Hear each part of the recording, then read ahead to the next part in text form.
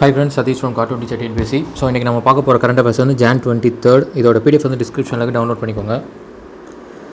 So birth anniversary 125th சுபாஷ் சந்திர போஸோடைய birth anniversary. எப்போது 23rd January 1897 பிறக்கிறாரு. கட்டக் பெங்கால் பிரசிடென்சி அப்போது. இப்போ அது எங்கே இருக்குன்னா ஒடிசாவில் இருக்குது. அடுத்து எப்போ இறக்குறாரு அப்படின்னா 18 August 1945. பிளேன் கிராஷ்ன்னு தான் சொல்கிறாங்க. பட் இப்போ வரைக்கும் வந்து அஃபீஷியலாக இது வரைக்கும் கன்ஃபார்ம் பண்ணலை. இதுக்காக வந்து என்கொயரி கமிட்டிஸும் நிறையா 2-3 கமிட்டி போட்டிருந்தாங்க. ஸோ சுபாஷ் சந்திர போஸ் அவர்களை பற்றி படிக்கணுன்னா ஒரு பெரிய இதுவே இருக்குது, லிஸ்ட்டே பார்க்கணும் எடுத்து. அதில் வந்து இப்போ இன்றைக்குள்ள ப்ரெசன்ட் டேட்டுக்கு ஒரு சிக்னிஃபிகன்ஸ் மட்டும் பார்க்கலாம். அவர் வந்து சொன்ன கோட்ஸ் வந்து என்னென்னா ரொம்ப important. Give me blood, I will give you freedom அப்படின்னு சொன்னதும். அடுத்து வந்து டில்லி சலோ, அந்த மூமெண்ட் வந்து ரொம்ப ஃபேமஸ்ஸு 1944. ஸோ இந்தியன் நேஷனல் ஆர்மியை வந்து டெல்லியை நோக்கி வந்து மார்ச் பண்ணிட்டு வருவார். இந்தியா வந்து ஃப்ரீ பண்ணணும் பிரிட்டிஷ்கிட்ட இருந்து அப்படின்னு சொல்லி. ஸோ அடுத்து வந்து ஜெய்ஹிந்த். ஸோ இது மூணுமே வந்து ரொம்ப ஃபேமஸ். இது அடுத்து வந்து இப்போ கரண்ட்டு இதில் பார்க்கும் பொழுது பிரைம் மினிஸ்டர் மோடி வந்து என்ன பண்ணுறாரு, அவர்கள் இனாக்ரேட் பண்ண போகிறாரு. என்னென்னா ஒரு எக்ஸிபிஷனை இனாக்ரேட் பண்ணுறாங்க. அது பேர் என்னென்னா நிர்பீக் சுபாஷ் அப்படின்னு சொல்கிறாங்க. ஸோ இது பேர் முக்கியம், ரொம்ப இம்பார்ட்டண்ட்டு. அடுத்து வந்து ஒரு புக்கை வந்து லான்ச் பண்ணுறாங்க, லெட்டர்ஸ் ஆஃப் நேதாஜி அப்படின்னு சொல்லி. அப்புறம் வந்து கமாமரேட்டிவ் காயின்ஸு, அடுத்து போஸ்டல் ஸ்டாம்ப்பு, அப்புறம் ஐஎன்ஏல அந்த இந்தியன் நேஷனல் ஆர்மியில் இருந்தக்கூடிய பார்ட்டிசிபேட் பண்ணியிருந்தவங்கள வந்து ஃபெலிசிட்டேட் பண்ணும் விதமாக வந்து வெட்ரான்ஸ் வந்து ஃபெலிசிட்டேட் பண்ணும் விதமாக வந்து ஒரு செலிப்ரேஷன்ஸ் வந்து நடக்க போகுது. ஸோ சுபாஷ் சந்திர போஸோடைய அனிவர்சரி வந்து பார்த்தாச்சு. அடுத்து வந்து மெயின் டாபிக்குள்ள இன்டர்நேஷனல் ரிலேஷனில் இம்பார்ட்டன்ட் பர்சனாலிட்டிஸில் யூரோப்பியன் யூனியனுடைய பிரசிடென்ட் யார் அப்படின்னா சார்லஸ் மைக்கேல். ஸோ இதுதான் இவரும் இம்பார்ட்டண்ட்டான ஒரு பொசிஷன் தான். யூரோப்பியன் யூனியன் வந்து இம்பார்ட்டண்ட்டான ஒரு ஆர்கனைசேஷன். அதோடைய பிரசிடென்ட் வந்து சார்லஸ் மைக்கேல். அடுத்து வந்து ஸ்டார்ட் ட்ரீட்டியோட ஃபுல் ஃபார்ம் என்ன அப்படின்னா strategic arms reduction treaty. So இது வந்து யாருக்குன்னா 2 கோல்டு வார் அந்த இருக்கக்கூடிய கண்ட்ரிஸ் யார், USA அண்டு ரஷ்யா. ஸோ இவங்க 2 பேரும் வந்து என்ன பண்ணுறாங்க, அந்த ஆர்ம்ஸ் ப்ரொடக்ஷனை வந்து கம்மி பண்ணணும், ஒரு ஸ்டேபிள் ஸ்டேட்டில் வச்சுக்கணும் அப்படிங்கிறதுக்காக இவங்க 2 பேரும் ஒரு ஃப்ரீக்வெண்ட் செக்அப் இருந்துகிட்டே இருக்கும். ஸோ அப்படி சைன் பண்ண ட்ரீட்டி தான். பட் டொனால்ட் ட்ரம்ப் என்ன சொன்னார்னா இது வந்து நாங்கள் ரினியூ பண்ண போகிறது இல்லை அப்படின்னு சொன்னாங்க. பட் அது நெக்ஸ்ட் மந்தோட முடியுது. ஆனால் வந்து ஜோ பைடன் அவர்கள் வந்து என்ன சொல்லிட்டார் அப்படின்னா அதை வந்து நாங்கள் வந்து இது பண்ணுவோம் அப்படின்ட்டாங்க. ஸோ ரஷ்யா வந்து அதுக்கு வந்து ஃபேவரபிள் தெரிவிச்சிருக்காங்க. ஸோ ஸ்டார்ட் ட்ரீட்டிங்கிறது பிட்வீன் ரஷ்யா அண்ட் USA. அடுத்து சோஷியல் இஷ்யூவில் விமன் என்டர்பிரினர்ஷிப் பிளாட்ஃபார்ம் அப்படிங்கிறது யார் லான்ச் பண்ணுறா அப்படின்னா நித்தி ஆயோக் அண்ட் ஃப்ளிப்கார்ட். அதோட தீம் என்னென்னா விமன் ஃபஸ்ட் அப்படிங்கிறாங்க. அது வந்து prosperity for all. So women first prosperity for ஆளுங்கிறது தான் வந்து தீமு. அது வந்து என்ன பண்ணுறாங்கன்னா இந்த கண்ட்ரியில் விமன்ஸை வந்து ஆண்டர்பிரனர், அதாவது தொழில் மூலிமா வந்து அவங்கள வந்து இன்னும் வந்து மேம்படுத்தணும் அப்படிங்கிறதுக்காக, அவங்கள அப்லிஃப்ட் பண்ணணும் அப்படிங்கிறதுக்காக ஸோ இது வந்து இந்த ப்ரோக்ராம் வந்து லான்ச் பண்ணியிருக்காங்க. ஸோ யாருன்னா நித்தி ஆயோக் அண்ட் ஃப்ளிப்கார்ட். அடுத்து 4th வந்து டிஃபென்ஸு, ரிப்பப்ளிக் டே டேப்லோ. ஸோ இது என்னென்னா அந்த நம்ம ரிப்பப்ளிக் டே பரேடெல்லாம் நடந்துகிட்ருக்கோம், ஆர்ம்டு ஃபோர்ஸஸ்லாம் பரேட் பண்ணுவாங்க. அதுக்கப்புறம் என்னென்னா ஒரு வெஹிக்கிள் வந்து அப்படியே அதில் வந்து நிறையா வந்து டெக்கரேஷன்ஸ்லாம் பண்ணி அதுவும் அப்படியே ஊர்வலமாக நிறையா வெஹிக்கிள்ஸ் போயிட்டே இருக்கும். ஸோ அது போல் இந்த டைம் வந்து இதில் இம்பார்ட்டண்ட்டாக என்னென்னா யூனியன் லேபர் மினிஸ்ட்ரி அவங்க வந்து எடுத்திருக்காங்க. அவங்க வந்து எதை வந்து சொல்ல போகிறாங்க அப்படின்னா அவங்களுடைய ரீஃபார்ம்டு கோட்ஸு, ரீஃபார்ம் பண்ண என்ன கோட்ஸ்னால் லேபர் கோட்ஸை வந்து 2019 அண்ட் 2020 மொத்தம் 29 சென்ட்ரல் லேபர் லாஸை வந்து கிளப் பண்ணி 4 கேட்டகரியில் கொண்டு வந்திருக்காங்க. ஸோ அது வந்து போர்ட்ரே பண்ணும் விதமாக இந்த டைம் வந்து அவங்களுடைய அந்த டேப்லோ இருக்க போகுது அப்படிங்கிறாங்க. அதுக்கோட தீம் என்னென்னா respect for hard work and equal rights for all. So இதான் அதனுடைய தீம். அடுத்து உத்தரப்பிரதேஷ் ஸ்டேட்டோடையது என்ன அப்படின்னா Ayodhya cultural heritage and Ram temple. அங்கே வந்து இப்போ ராம் டெம்பிள் வந்து கட்ட ஆரம்பிச்சிருக்காங்க. கன்ஸ்ட்ரக்ஷன்ஸ் வந்து இப்போ தான் ஃபண்டு கலெக்ட் ஆகிட்டுருக்கு. அது டிசைனிங் ஒர்க்லாம் ஆல்ரெடி கூட பார்த்துருந்தோம். ஸோ அதெல்லாம் போயிட்டுருக்கு. ஸோ அது வந்து டிபிக் பண்ணும் விதமாக உத்தரப்பிரதேஷ் ஸ்டேட் வந்து ப்ரொஜெக்ட் பண்ண போகிறாங்க. தமிழ்நாடு வந்து எதை பண்ண போகுது அப்படின்னா ஸோ பல்லவா எரா மானுமெண்ட்ஸ், எங்கள் மாமல்லபுரத்தில் இருக்கக்கூடிய அந்த மானுமெண்ட்ஸ் வந்து டிபிக் பண்ணும் விதமாக வந்து நம்ம பண்ண போகிறோம். அது ஏன் அந்த இதை ஃபஸ்ட் சூஸ் பண்ணியிருக்காங்க அப்படின்னா பிரைம் மினிஸ்டர் மோடி அவர்களும் சைனாவுடைய பிரசிடென்ட் ஜி ஜின்பிங் விசிட்டும் வந்து 2019 அங்கே வந்து ஒரு இன்ஃபார்மல் சமிட்டாக அங்கே வந்து ஒன்று நடந்திருந்தது. ஸோ இங்கே தமிழ்நாட்டில் வந்திருந்தாங்க. ஸோ அதனால் அங்கே இருக்கக்கூடிய அந்த மானுமெண்ட்ஸை வந்து அதை வந்து ப்ரொஜெக்ட் பண்ண போகிறாங்க. அது மட்டும் இல்லாமல் அதில் வந்து 4 பரதநாட்டியம் டான்சர்ஸு அவங்க வந்து பாரதியாருடைய பாட்டுக்கு வந்து ஆடுவாங்க. எதுனா பாருக்குள்ளே நல்ல நாடு அப்படிங்கிற பாரதியாருடைய பாடலை வந்து பாடுவாங்க, அதுக்கு ஆடுவாங்க. அதில் வந்து 2 மியூசிஷியன்ஸும் இருக்காங்க. 2 வந்து நாகஸ்வரமும் அடுத்து 2 தவில் மியூசிஷியன்ஸ், மொத்தம் 4 மியூசிஷியன்ஸ் 4 பரதநாட்டியம் டான்சர்ஸ் ஸோ இருப்பாங்க தமிழ்நாடு பொறுத்த வரைக்கும். அடுத்து இந்தியன் நேவி வந்து எதை வந்து இது பண்ண போகிறாங்க அப்படின்னா இண்டோ பாகிஸ்தான் வார் 1971 நடந்தது. அது மூலியமாக தான் என்னாச்சு, பங்களாதேஷ் வந்து லிபரேட் ஆச்சு, ஒரு புது கண்ட்ரியாக வந்து உருவாகுச்சு. ஸோ அந்த வாரில் இந்தியன் நேவியோட கான்ட்ரிபியூஷன் வந்து ரொம்ப இம்பார்ட்டண்ட்டான ஒரு இது. ஸோ அதில் வந்து 2 ஆப்ரேஷன்ஸ் கண்டக்ட் பண்ணியிருந்தாங்க. ஒன்று வந்து ஆப்ரேஷன் ட்ரைடன்ட்டு, அடுத்து வந்து operation Python. So operation Trident வந்து 3rd and 4th நினைக்கிறேன் டிசம்பர். ஸோ டேட் வந்து ப்ரிசைஸாக தெரியல, அது நமக்கு அவ்வளோ இம்பார்ட்டன்ட் கிடையாது. அதே போல் பைத்தான் வந்து அடுத்த ஒரு 2 நாள் தள்ளி 6, 7 நினைக்கிறேன், 6, 7 இல்லை 8, 9 அந்த மாதிரி அந்த டிசம்பர் 1லேருந்து 10க்குள்ளே இந்த 2 ஆப்ரேஷனும் நடந்திருக்கும். ஸோ இது ரெண்டும் வந்து அந்த பாகிஸ்தான் வாரில் இருந்தக்கூடிய இம்பார்ட்டண்ட்டான operation Trident and operation Python. அடுத்து வந்து பங்களாதேஷ் வந்து இப்போ இது வந்து 50th republic day independence day வந்து அவங்க மார்ச் மாதம் கொண்டாட போகிறாங்க. ஸோ இது வந்து ஆரம்பித்ததுலேருந்து 50 இயர்ஸ் ஆக போகுது. ஸோ அவங்க பங்களாதேஷனுடைய ட்ரை சர்வீஸ், அவங்களுடைய ஆர்மி, நேவி அண்ட் ஏர்ஃபோர்ஸ் 3 பேர் சேர்ந்து ஒரு கண்டிஞ்சென்ட் வந்திருக்காங்க. அங்கே வந்து என்ன சொல்கிறாங்கன்னா ஸ்வர்ணிம் விஜய் வர்ஷ் அப்படின்னு சொல்லி செலிப்ரேட் பண்ண போகிறாங்க இந்த வருஷம். ஸோ இதான் ரிப்பப்ளிக் டேக்கான டேப்லோ அந்த இது. அதே போல் நம்ம என்ன பார்த்தோம், ஆல்ரெடி சீஃப் கெஸ்ட் வந்து யாரும் இருக்க போகிறதில்ல அப்படிங்கிறது நம்ம பார்த்தாச்சு. ஃபஸ்ட்டு யூகே இன்வைட் பண்ணியிருந்தாங்க, அடுத்து வந்து சுரினாம் பிரசிடென்ட் இன்வைட் பண்ணியிருந்தாங்க, ரெண்டும் கேன்சலாக இப்போ வந்து யாருமே சீஃப் கெஸ்ட்டுங்கிறதே கிடையாது. அடுத்து ஃபஸ்ட்டு சீஃப் கெஸ்ட் யார் பார்த்தோம், இந்தோனேஷியன் பிரசிடென்ட். அடுத்து வந்து ஆர்மி ஏவியேஷன் கார்ப்ஸ். இதில் வந்து என்ன சொல்கிறாங்கன்னா விமனை வந்து அங்கே இருக்கக்கூடிய பைலட்டாக வந்து உள்ளே இண்டக்ட் பண்ண போகிறாங்க. எப்போனா 22லேருந்து. ஸோ இது என்ன அப்படின்னா ஆர்மி ஏவியேஷன் கார்ப்ஸ்னாலே ஏசி அப்படின்னு சொல்லுவாங்க. இது என்ன அப்படின்னா இப்போ வந்து ஏர்ஃபோர்ஸ் வந்து தனியாக இருக்குது. இப்போது இந்தியன் ஆர்மி, அடுத்து வந்து இந்தியன் நேவி, அடுத்து வந்து அப்புறம் இந்தியன் ஏர்ஃபோர்ஸு. ஸோ இந்த 3 இருக்குது. ஸோ இப்போது ஆர்மி வந்து கிரவுண்டு லெவலில் தான் அவங்க ஒர்க் பண்ணுவாங்க. அதுக்காக அவங்கள வந்து மேலே வந்து டிரான்ஸ்போர்ட்டேஷன் பண்ணுறதுக்கு ஒரு முக்கியமாக வந்து சோல்ஜர்ஸ் வந்து டிரான்ஸ்போர்ட் பண்ணுறதுக்கோ இல்லை வந்து அங்கே வந்து அந்த குட்ஸை வந்து டிரான்ஸ்போர்ட் பண்ணுறதுக்கோ கண்டிப்பாக ஏர் சர்வீஸும் அவங்களுக்கு தேவைப்படும். அப்போ அதனால் என்ன இந்தியன் ஏர்ஃபோர்ஸ் ஹெல்ப் பண்ணுமா அப்படின்னா அப்படி கிடையாது. அதுக்கு பதிலாக என்ன பண்ணுறாங்க, ஒரு செப்பரேட் ஒரு ஆர்மிக்குனே ஒரு தனியாக ஒரு ஏவியேஷன் கார்ப்ஸ்னு அதுக்கு தான் கிரியேட் பண்ணியிருக்காங்க. அது பேர் தான் ஆர்மி ஏவியேஷன் கார்ப்ஸ். இவங்களுடைய ரோல் என்னென்னா சம்டைம்ஸ் வந்து ஆர்மி சோல்ஜர்ஸ் வந்து ஒரு இடத்துல இந்த இடத்துல வந்து மாற்றி போய் இது ட்ராப் பண்ண வேண்டியிருக்கும். ஸோ அதுக்காக அங்கே இருக்கக்கூடிய ஏவியேஷன் குரூப் தான் வந்து இதில் வந்து இது வரைக்கும் பார்த்தோன்னா அதில் கிரவுண்ட் டியூட்டிஸ் மட்டும் தான் விமென்ஸ் பார்த்துட்டு இருந்திருக்காங்க. பட் இந்த டைம் என்ன சொல்கிறாங்க 22லேருந்து அவங்க பைலட்ஸாகவும் வந்து அதில் வந்து ஈடுபடுத்தப்படுவாங்க அப்படின்னு சொல்லியிருக்காங்க. ஸோ அதுதான் it is an aviation related unit in Indian army. They comprise helicopters, அதுக்கப்புறம் light support fixed wing aircrafts. So மெயினாக டிரான்ஸ்போர்ட்டேஷன் தான். அது வந்து சோல்ஜர்ஸாகவும் இருக்கட்டும், இல்லைனா வந்து அங்கே இருக்கக்கூடிய அவங்களுடைய கூட்ஸ் ட்ரக்ஸ் இதெல்லாம் இது வேணாலும் இருக்கட்டும். ஸோ அதை வந்து லேண்ட் பண்ணுறதுக்கு யூஸ் பண்ணுறாங்க. ஸோ ஆர்மி ஏவியேஷன் கார்ப்ஸ் வந்து ஆர்மியிலே இருக்கும் அது. ஸோ இந்தியன் ஏர்ஃபோர்ஸ் கூட சேராது, தனியாக இருக்கும். அடுத்த எக்கானமியில் இம்பார்ட்டன்ட் பர்சனாலிட்டிஸ்ன்னு பார்த்தோன்னா பத்மஜா சந்துரு அப்படிங்கிறவங்க யாருன்னா MD and CEO of Indian bank. அடுத்து அமிதாப் கண்ட் யார் அப்படின்னா சிஇஓ ஆஃப் நித்தி ஆயோக். இந்த 2 நியூஸுமே வந்து 2 பேருமே நியூஸில் வந்திருக்காங்க. அதுவும் இல்லாமல் இது இம்பார்ட்டன்ட் பர்சனாலிட்டிஸ். அதில் இந்த 2வது ரொம்ப ரொம்ப important, Amitabh Kant CEO of NITI Aayog. அடுத்து food corporation of India. So இது வந்து FCI அப்படின்னு சொல்லுவாங்க. ஃபுட் கார்பரேஷன் ஆஃப் இந்தியாவுடைய 75th ஃபவுண்டேஷன் டே. ஸோ அதனால் ரொம்ப இம்பார்ட்டன்ட்டு. 14th January 2021 இப்போ செலிப்ரேட் பண்ணியிருக்காங்க. So it functions under the ministry of consumer affairs, food and public distribution. So இந்த மினிஸ்ட்ரி கீழே தான் ஃபுட் கார்பரேஷன் இருக்குது. ஸோ இது எப்போ ஃபவுண்ட் பண்ணுறாங்க அப்படின்னா 1965. ஸோ இப்போ இது 75th இயர் செலிப்ரேஷனு. அப்போ வந்து என்ன சொல்கிறாங்கன்னா ஃபஸ்ட்டு டிஸ்ட்ரிக்ட் ஆஃபீஸ் எங்கே எஸ்டாப்ளிஷ் பண்ணுறாங்க அப்படின்னா தஞ்சாவூர் தான் ரைஸ் பவுல் அப்படின்னு சொல்லுவாங்க.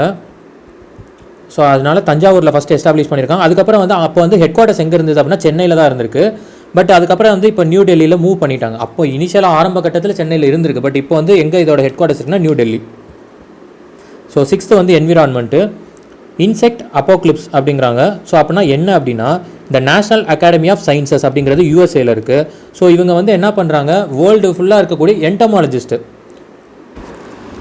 ஸோ யார் இது என்டமாலஜிஸ்ட்னால் யார் அப்படின்னா இது வந்து ஜுவாலஜியில் இருக்கக்கூடிய ஒரு பிரான்ச்சு. அதாவது இன்செக்ட்ஸை வந்து படிக்கிறவங்க தான் வந்து என்டமாலஜிஸ்ட் அப்படின்னு சொல்லுவாங்க. ஸோ வேர்ல்டில் இருக்கக்கூடிய என்டமாலஜிஸ்ட் வந்து எல்லாருமே வந்து இந்த இதில் வந்து அட்டன் பண்ணியிருக்காங்க. அதில் என்ன சொல்கிறாங்க அப்படின்னா இந்த இன்செக்டோடைய பாப்புலேஷன் ரொம்ப ரேப்பிடாக வந்து குறையுது, வேர்ல்டு ஃபுல்லாக அது அழிஞ்சிட்டு இருக்கு. அதுலேயும் எவ்ரி இயர் 2% வந்து கம்மியாகிட்டு இருக்குது, அதோட இது ரிடக்ஷன் ரேட்டில் போயிட்டுருக்கு அப்படிங்கிறாங்க. இதை தான் வந்து என்ன சொல்கிறாங்கன்னா இன்செக்ட் அப்போக்லிப்ஸ் அப்படிங்கிறாங்க. இந்த அப்போக்லிப்ஸ்னால் அதோட மீனிங் என்ன அப்படின்னா ரிவீலேஷன் ஆஃப் அ கிரேட் நாலேஜ் அப்படின்னு அர்த்தம். ஏதாவது ஒரு பெரிய இம்பார்ட்டன்ட் ஒரு சிக்னிஃபிகன்ஸான ஒரு ஃபேக்டை ரிவீல் பண்ணுறது, அதை தான் வந்து அப்போக்லிப்ஸ் அப்படிங்கிறாங்க. ஸோ அது வந்து இதில் என்னென்னா இன்செக்டை பற்றின ஒரு ஃபேக்ட். அதனால் வந்து இது வந்து இன்செக்ட் அப்போக்லிப்ஸ் அப்படின்னு சொல்லி இதை நேம் பண்ணுறாங்க. 2% வந்து ரிடக்ஷன் ஆகிட்டே இருக்குது. இது வந்து 8 times வந்து ஃபாஸ்ட்டாக வந்து அழிஞ்சிட்டு இருக்குது. யாரை கம்பேர் பண்ணும்பொழுதுனா birds, mammals and reptiles. So இவங்க கம்பேர் பண்ணும்பொழுது இன்செக்ட் வந்து 8 times ஃபாஸ்ட்டாக அழிஞ்சிக்கிட்டு இருக்குது அப்படிங்கிறாங்க. குறிப்பாக வந்து இதுக்கு வந்து ஒஸ்ட் பெர்ஃபார்மன்ஸாக இருக்குன்னு கான்டினென்ட்டில் ஃபஸ்ட்டு நார்த் அமெரிக்காவும் ஒரு சில கண்ட்ரிஸ் யூரோப்பில் இருக்கக்கூடிய ஒரு சில கண்ட்ரிஸ் வந்து ரொம்ப வந்து ஒஸ்ட் பெர்ஃபார்மிங்காக இருக்குது அப்படிங்கிறாங்க இந்த டிஸ்ட்ரக்ஷன்ஸ் இதில். அடுத்து வந்து 8th வந்து ரேங்கிங் ஹென்லே பாஸ்போர்ட் இண்டெக்ஸ் அப்படின்னு சொல்லி இதை யார் வந்து ரிலீஸ் பண்ணியிருக்கா அப்படின்னா இன்டர்நேஷ்னல் ஏர் டிரான்ஸ்போர்ட் அசோசியேஷன் IATA. ஸோ இவங்க ரிலீஸ் பண்ணியிருக்காங்க. கண்ட்ரிஸ் வந்து ரேங்க் பண்ணுறாங்க. அதை மொத்தம் 191 கண்ட்ரிஸ் வந்து ரேங்க் பண்ணியிருக்காங்க. ஸோ அந்த 191 கண்ட்ரிஸ் எதை பேஸ் பண்ணி ரேங்க் பண்ணுறாங்க அப்படின்னா அந்த பாஸ்போர்ட்டோடைய வேல்யூ வச்சு. உதாரணத்துக்கு இப்போ இந்தியன் பாஸ்போர்ட் இருக்குன்னா அந்த இந்தியன் பாஸ்போர்ட்டுக்குன்னு ஒரு வேல்யூ இருக்கும். அந்த இப்போ இதில் என்ன சொல்கிறாங்கன்னா இப்போ நான் இந்தியன் பாஸ்போர்ட் வச்சிருக்கோம் அப்படின்னா நம்மளுடைய பாஸ்போர்ட் வந்து வீசா இல்லாமல் சில கண்ட்ரிஸ் வந்து நம்மளால் ட்ராவல் பண்ண முடியும். அப்படி வந்து அந்த வீசா இல்லாமல் ட்ராவல் பண்ணக்கூடிய கண்ட்ரிஸோடைய ஸ்ட்ரென்த்தை வச்சு இதை ரேங்க் பண்ணுறாங்க. அப்படி பார்க்கும்பொழுது ஜப்பான் தான் ஃபஸ்ட்டில் இருக்குது, ரெண்டாவது வந்து சிங்கப்பூர், தேர்ட் வந்து சவுத் கொரியா. அதாவது ஜப்பானில் இருக்க கண்ட்ரியோடைய பாஸ்போர்ட் வச்சிருக்கு அப்படின்னா ஒரு உதாரணத்துக்கு ஒரு 100 கண்ட்ரியை வந்து அவங்க வீசா எல்லாமே பார்க்க முடியும் அப்படின்னா இந்தியாவோட இது வந்து உதாரணத்துக்கு ஒரு 50ன்னு சொல்லலாம். ஸோ ஒரு 50 கண்ட்ரி வீசா இல்லாமல் போக முடியும். அது வந்து ஒரு எக்ஸாம்பிளுக்காக தான் சொல்கிறேன், பட் இது வந்து ப்ரிசைஸ் இது கிடையாது. ஒரு எக்ஸாம்பிளுக்கு சொல்கிறேன். செகண்ட் சிங்கப்பூரில் இருக்குது, third south Korea, 85th rank India இருக்குது. இதில் வந்து லாஸ்ட்டு அந்த அவுட் ஆஃப் 191 கண்ட்ரீஸில் இப்போ லாஸ்ட் பெர்ஃபார்மிங் ஸ்டேட்ஸ் எது இருக்குது அப்படின்னா நேபாள் அண்ட் பாகிஸ்தான். ஸோ இவங்க தான் லாஸ்ட்டில் இருக்காங்க. ஃபஸ்ட்டு வந்து ஜப்பான், 85 சிங்கப்பூர், இது ரெண்டும் இம்பார்ட்டன்ட்டு. அடுத்து பாலிட்டியில் இம்பார்ட்டன்ட் பர்சனாலிட்டிஸ்ன்னு பார்த்தா கிரீஷ் சந்திர முர்மு. இவர் யார் அப்படின்னா 14th cake of India. So கேரளாவில் வந்து கேக் ரிப்போர்ட் கொடுத்துருக்காங்க. அதில் வந்து சில அலிகேஷன்ஸ் சொல்லியிருக்காங்க. சார் நியூஸ்லாம் நமக்கு முக்கியம் இல்லை, பட் இது யாருன்றது நமக்கு தெரிஞ்சுக்கணும். GC முர்மு அப்படின்னு சொல்லுவாங்க. இவர் வந்து former governor of Jammu and காஷ்மீர்லேயும் கவர்னராக இருந்திருக்காரு. ஸோ இப்போ தான் மனோஜ் சின்ஹா இருக்கார். முன்னாடி வந்து கிரீஷ் சந்திர முர்மு தான் வந்து அங்கே ஃபார்மர் கவர்னராக இருந்தார். அடுத்து வந்து ரஞ்சன் கோகாய் வந்து 46th former chief justice of India. So இப்போ வந்து மெம்பர் ஆஃப் பார்லிமெண்ட்டாக இருக்கார். மொத்தம் 3 பேர் வந்து இது வரைக்கும் வந்து ஜுடிஷியரியில் ஜஸ்டிஸாக இருந்தவங்க வந்து சுப்ரீம் கோர்ட்டில் இது வரைக்கும் 3 பேர் வந்து பார்லிமெண்ட்டில் மெம்பராக இருந்திருக்காங்க, மெம்பர் ஆஃப் த பார்லிமெண்ட்டாக. இதில் வந்து இவர் வந்து ரஞ்சன் கோகாய் வந்து third member. So nominated member இவர். பிரசிடென்ட் வந்து நாமினேட் பண்ணி மொத்தம் ராஜ்யசபாவில் 12 பேரை நாமினேட் பண்ணலாம். பிரசிடென்ட்டுக்கு பவர் இருக்குது. அதில் வந்து ரஞ்சன் கோகாய் அவர்களையும் நாமினேட் பண்ணியிருக்காங்க. ஸோ அவர் வந்து 46th சீஃப் ஜஸ்டிஸ் ஆஃப் இந்தியாவாக இருந்திருக்காரு.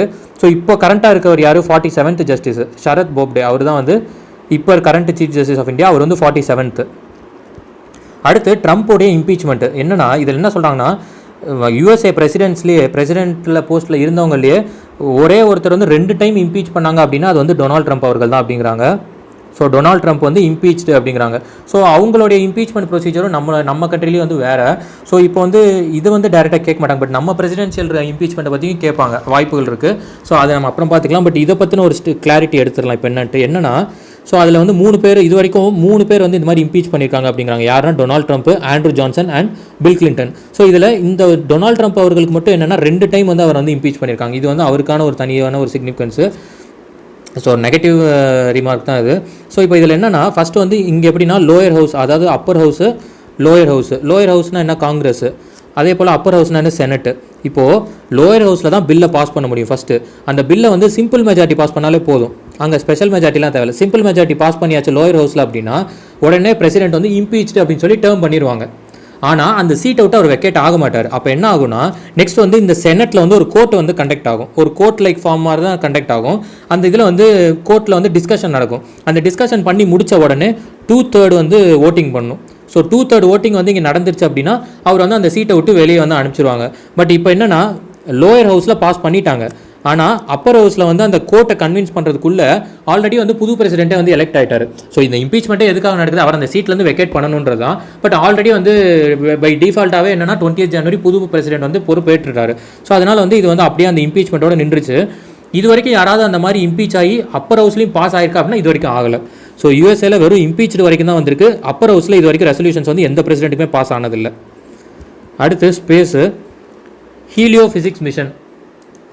ஸோ ஹீலியோ ஃபிசிக்ஸ் மிஷன் அப்படின்னு சொல்லி நாசா வந்து அப்ரூவ் பண்ணியிருக்காங்க 2 மிஷனு. எதுக்காக அப்படின்னா இந்த சன்னுக்கும் சோலார் சிஸ்டம், மற்ற சோலார் சிஸ்டமும் எப்படி வந்து அதோடைய இன்ட்ராக்ஷன்ஸ் வந்து இருக்குது, சன்னு கூட எப்படி இருக்குது அப்படிங்கிற ஒரு ஸ்டடி பண்ணுறது தான் வந்து இந்த ஹீலியோ ஃபிசிக்ஸ் மிஷனுங்கிறாங்க. ஸோ அதை வந்து அதோடைய இன்டர் கனெக்ஷன், சன்னும் அதுவும் இல்லாமல் சோலார் பிளானட்ஸ் கூடிய இன்டர் கனெக்ஷன் வந்து ஸ்டடி பண்ணுறதுக்காக 2 மிஷன் வந்து பண்ணுறாங்க. அதில் வந்து என்னென்னா ஒன்று வந்து இந்த EUVST, இன்னொன்று வந்து EZIE. ஸோ EUVSTனா என்னென்னா extreme ultraviolet high throughput spectroscopic telescope. So இது வந்து எப்சிலன் மிஷன் அப்படிங்கிறாங்க. இது வந்து ஜாக்ஸானா யார்? ஜப்பான். ஸோ இவங்க தலைமை எடுத்து நடத்த போகிறாங்க. அதே கூட பார்ட்னர் கண்ட்ரிஸ் எல்லாம் சேர்ந்து தான். பட் இதில் பிரதானமாக இருக்கக்கூடிய இது வந்து ஜப்பான் ஸ்பேஸ் ஏஜென்சி தான். ஸோ 2026 லான்ச் பண்ண போகிறாங்க. அடுத்து இந்த EZIங்கிறது என்னென்னா எலக்ட்ரோஜெட் ஜீமான் இமேஜிங் எக்ஸ்ப்ளோரர். இது வந்து என்ன பண்ண போகுதுன்னா எலக்ட்ரிக் கரண்ட்ஸை வந்து ஸ்டடி பண்ண போது, எர்த்தை சுற்றி இருக்கக்கூடிய எலக்ட்ரிக் கரண்ட்ஸு அதை பேஸ் பண்ணி சன்னு கூட வந்து எப்படி வந்து இன்ட்ராக்ஷன் ஆகுது அப்படிங்கிறத ஸ்டடி பண்ண போகிறாங்க. இது வந்து 24 வந்து லான்ச் பண்ண போகிறாங்க. ஸோ இது 24, இது 26. அடுத்து சயின்ஸ் அண்ட் டெக்கில் வந்து இம்பார்ட்டன்ட் பர்சனாலிட்டிஸ் என்னென்னா நம்ம வந்து கோவேக்சின் கோவிஷீல்டு ரெண்டும் பார்த்துட்டே இருக்கோம். ஸோ இதனுடைய கம்பெனி நேமும் பார்த்துட்டோம். என்னது, இந்த கோவேக்சின்ங்கிறது பாரத் பயோடெக், கோவிஷீல்டுங்கிறது செரம் இன்ஸ்டியூட். செரம் இன்ஸ்டியூட்டில் ஆல்ரெடி வந்து ஒரு ஃபயர் ஆச்சுன்றது நம்ம ஆல்ரெடி பார்த்தோம். நேற்று தான் வந்து ஒரு ஃபயர் ஆக்சிடென்ட் ஆயிருக்கு, அது 5 பேர் இறந்துட்டாங்க, 1000 crore கிட்ட லாஸ் இருக்குது அப்படிங்கிறாங்க. ஸோ அதில் வந்து இதோட CEO யார் அப்படின்னா ஆதர் புனவலா. ஸோ இவர் தான் வந்து செரம் இன்ஸ்டியூட்டோடைய ஓனர். அதோட ஹெட் குவார்ட்டர்ஸ் எங்கே இருக்குது, பூனேயில் இருக்குது. அடுத்து பாரத் பயோடெக்கோடைய ஃபவுண்டர் யார் அப்படின்னா கிருஷ்ணா எல்லா. ஸோ இவருடைய வேக்சின் வந்து பிரேசிலுக்கு வந்து இப்போ வந்து இது பண்ணியிருக்காங்க, எக்ஸ்போர்ட் பண்ணியிருக்காங்க. ஸோ இது ரெண்டுமே இம்பார்ட்டண்ட்டு. அடுத்து 14th ஜாகிரஃபியில் இந்த பாயிண்ட் வந்து ரொம்ப இம்பார்ட்டன்ட்டு. கெவாடியா ஸ்டேஷன், கெவாடியாங்கிறது ஒரு டூரிஸ்ட் டெஸ்டினேஷனாக மாறிட்டு இருக்கு. அங்கே தான் வந்து ஸ்டாச்சு ஒன்று செட் பண்ணியிருக்காங்க. யாருடைய ஸ்டாச்சு, சர்தார் வல்லபாய் பட்டேலுடைய ஸ்டாச்சு இருக்குது, ஸ்டாச்சு ஆஃப் யுனைட்டின்னு அதை சொல்லுவாங்க. ஸோ அந்த ஸ்டாச்சு அங்கே தான் இருக்குது. அந்த இடத்த வந்து ஒரு டூரிஸ்ட் டெஸ்டினேஷனாக பிரைம் மினிஸ்டர் மோடி அவர்கள் வந்து மாற்றிட்டு இருக்காங்க. அதில் இந்த கெவாடியா ரயில்வே ஸ்டேஷன் வந்து என்னன்னு சொல்கிறாங்கன்னா அதுதான் வந்து ஃபஸ்ட்டு ஸ்டேஷனுங்கிறாங்க இந்தியாவில். என்னென்னா to get green build certificate. அது எங்கே யார்கிட்டேருந்து வாங்குறாங்க, இந்தியன் க்ரீன் பில்டிங் கவுன்சில் கிட்டேருந்து வாங்கியிருக்காங்க. ஸோ ஃபஸ்ட்டு ஸ்டேஷன் வந்து இந்த க்ரீன் பில்டு சர்டிஃபிகேஷன் வந்து வாங்கியிருக்கக்கூடிய ஒரு ஸ்டேஷன் அது. ஏன் அப்படின்னா அங்கே வந்து என்ன பண்ணுறாங்க, LED லைட்ஸ் யூஸ் பண்ணுறாங்க. அது மட்டும் இல்லாமல் நல்ல பிராண்டட் எலக்ட்ரிக்கல் அப்ளையன்சஸ் யூஸ் பண்ணுறாங்க. நிறையா வந்து அந்த ஃபெயிலியரை வந்து தடுக்கிறதுக்காக ஸ்டாண்டர்டைஸ்டாக யூஸ் பண்ணுறாங்க. ரெயின் வாட்டர் ஹார்வெஸ்டிங் இருக்குது, சூவேஜ் ட்ரீட்மெண்ட் இருக்குது. அதுவும் இல்லாமல் eco waterless urinals as well as drip irrigation. அது மட்டும் இல்லாமல் இதில் இன்னொன்று என்னென்னா நம்ம அங்கே அந்த ஆர்கானிக் வேஸ்ட்டை வந்து அவங்க என்ன பண்ணுறாங்கன்னா அந்த ஃபுட் வேஸ்ட் எல்லாம் என்ன பண்ணுறாங்க, அது திரும்பி ரீசைக்கிள் பண்ணி ஃபெர்டிலைசர்ஸாக மாற்றுறாங்க. ஸோ இதை போல் அதனால தான் இது வந்து க்ரீன் பில்டு சர்டிஃபிகேஷன் வந்து இந்த ரயில்வே ஸ்டேஷன் கிடச்சிருக்கு. So Kevadia railway station. அடுத்து செகண்ட் வந்து மேனேஜ்மெண்ட் எஃபெக்டிவ்னஸ் எவாலுவேஷன் அப்படின்னு சொல்லி மினிஸ்ட்ரி ஆஃப் என்விரான்மெண்ட் வந்து ரிலீஸ் பண்ணியிருக்காங்க. யார், பிரகாஷ் ஜவடேகர் தான் அதோடைய மினிஸ்ட்ரி வந்து ஹேண்டில் பண்ணுறாரு. ஸோ ஒரு ரிப்போர்ட் ரிலீஸ் பண்ணியிருக்காங்க. அந்த ரிப்போர்ட் எதுக்காக அப்படின்னா management effectiveness evaluation. So effectiveness எதோடைய எஃபெக்டிவ்னஸ் அப்படின்னா national park and wild life sanctuary. So இதனுடைய எஃபெக்டிவ்னஸை வந்து ரேங்கிங் பண்ணி மொத்தம் வந்து அதை வந்து ரேங்கிங் பண்ணியிருக்காங்க. அதில் ஃபஸ்ட்டு 3ல் எது இருக்குன்னா ஃபஸ்ட்டு 2மே வெஸ்ட் பெங்கால் இருக்குது. இந்த ஜல்டபரா நேஷனல் பார்க் வெஸ்ட் பெங்கால், அடுத்து வந்து Raiganj wild life sanctuary West Bengal, 3வது வந்து அது டிடுத்தான் wild life sanctuaries Himachal Pradesh. அதே போல் 4th பிளேஸ் 5th பிளேஸ் அதுவுமே ஹிமாச்சல் பிரதேஷ் தான். லாஸ்ட் பிளேஸ் வந்து யூபி இருக்குது. ஸோ யூபி ஸ்டேட்டில் 2 இருக்குது. அதுதான் வந்து லாஸ்ட் பெர்ஃபார்மிங்னு சொல்லி ரேங்கிங்கில் இருக்குது. ஸோ இந்த ஃபஸ்ட்டு 3 இம்பார்ட்டன்ட், இது மட்டும் பார்த்துக்கணும். டிடுத்தான் wild life sanctuaries Himachal Pradesh, Raiganj, அடுத்து வந்து ஜல்டபரா. அடுத்து 17th டாபிக் வந்து மிஸ்லினியஸ். இந்த 17th நம்ம என்ன பார்த்தோம், நேற்றே வந்து யூஸ்வலாக 15th தான் மிஸ்லினியஸ் பார்ப்போம். ஹிஸ்ட்ரிங்கிற ஒரு டாபிக் வந்து நம்ம 15th கொண்டு வந்தாச்சு. அதனால் மிஸ்லினியஸ் வந்து 17th டாப்பிக்காக கொண்டு வந்திருக்கேன். ஸோ அதனால் பார்த்து கன்ஃபியூஷன் ஆகிடாதீங்க. ஸோ இந்த PGIMER அப்படிங்கிறது என்னென்னா so post graduate institute of medical education and research சண்டிகரில் இருக்குது. இவங்க என்ன பண்ணியிருக்காங்க, ஒரு சர்ஜரி பண்ணியிருக்காங்க. யாருக்கு அப்படின்னா 1 year old கேர்ளுக்கு. வேர்ல்டுலேயே வந்து இருக்கிறதுலே ரொம்ப யங்கஸ்ட் அப்படிங்கிறாங்க. எதுக்காக அப்படின்னா அது லார்ஜ் பிரெயின் டியூமர் அந்த நோஸ் வழியாகவே வந்து சென்ட் பண்ணி வச்சு அதை வந்து ட்ரீட் பண்ணி க்யூர் பண்ணியிருக்காங்க. ஸோ இது வந்து வேர்ல்டுலேயே ரொம்ப அதாவது ஒரு யங்கஸ்ட் பர்சனுக்கு, அதாவது கேர்ளுக்கு வந்து ஒரு சைல்டுக்கு வந்து பண்ணியிருக்காங்க. 1 year old சைல்டுக்கு இந்த ஆப்ரேஷனை சக்ஸஸ்ஃபுல்லாக பண்ணியிருக்காங்க அப்படின்றது வேர்ல்டுலேயே இதான் ஃபஸ்ட் அப்படிங்கிறாங்க. PGIMER சண்டிகரில் இருக்குது. அடுத்து டெஸ்பூர் யூனிவர்சிட்டி வந்து 18th கான்வொகேஷன் வந்து நடந்திருக்கு அந்த காலேஜில். ஸோ அந்த யூனிவர்சிட்டி எங்கே இருக்குன்னா அசாமில் இருக்குது. ஸோ அது வந்து பிரைம் மினிஸ்டர் மோடி அவர்கள் வந்து அந்த கான்வொகேஷன் வந்து தலைமை தாங்கி அதை அட்ரஸ் பண்ணியிருக்காரு. அதில் வந்து என்ன பேசியிருக்காருன்னா அந்த ஆத்ம நிர்பார் பாரத்தை பற்றி அவர் ரொம்ப சிக்னிஃபிகண்ட்டாக பேசியிருக்காரு. அந்த ஆத்ம நிர்பார் பாரத் கீழே இந்த இந்தியா வந்து one of the world largest vaccination programme launch பண்ணியிருந்தாங்களா, அதை பற்றி அட்ரஸ் பண்ணியிருக்காங்க. அது மட்டும் இல்லாமல் இந்தியன் டீம் வந்து ஆஸ்திரேலியாவில் வின் பண்ணியிருக்காங்க டெஸ்ட் சீரீஸில். ஸோ ரொம்ப சிக்னிஃபிகண்ட்டான ஒரு டெஸ்ட் சீரீஸ் அது வந்து. அது நான் நாளைக்கு கொடுக்குறேன். அது இன்னும் எழுதலை, நாளைக்கு தரேன். அது ரொம்ப சிக்னிஃபிகண்ட்டான ஒரு சீரீஸ். அது ஆஸ்திரேலியாவுடைய ஒரு பெரிய ரெக்கார்டை வந்து பிரேக் பண்ணியிருக்காங்க அந்த இது. ஸோ அது டீட்டெயில் தான் நாளைக்கு தரேன். அது ஸோ அசாமில் வந்து இருக்குது. அதே போல் அசாம் ரெலவெண்ட்டாக பிரைம் மினிஸ்டர் மோடி அவர்கள் வந்து பட்டா கொடுக்க போகிறாங்கன்னு சொல்லி அதுவும் நம்ம பார்த்துருந்தோம். ஸோ அதுவும் ரொம்ப இம்பார்ட்டண்ட்டான ஒரு ஃபேக்டர். ஸோ கரண்ட் அஃபேர்ஸ் முடிஞ்சிச்சு. நேற்று குவிஸ் என்ன, what is the new name of dragon fruit? Dragon ஃப்ரூட்டுக்கு வந்து புது நேம் வந்து யார் கொடுத்திருந்தா, குஜராத் சீஃப் மினிஸ்டர் விஜய் ரூபானி அவர்கள் கொடுத்திருந்தாங்க. அதனுடைய பேர் என்ன? அதனுடைய பேர் என்னன்னா கமலம். இது வந்து ஒரு சான்ஸ்கிரிட் வேர்டு. அதோடைய மீனிங் என்னன்னா லோட்டஸ்னு அர்த்தம். ஸோ அதில் கிரிட்டிசிசம்ஸ் இருந்துச்சு, பாசிட்டிவ் நெகட்டிவ் ரெண்டுமே சொல்லியிருக்காங்க. அதெல்லாம் நமக்கு தேவையில்லை. இந்த கல்ரவுங்கிறது என்னென்னா பேர்ட் ஃபெஸ்டிவல்.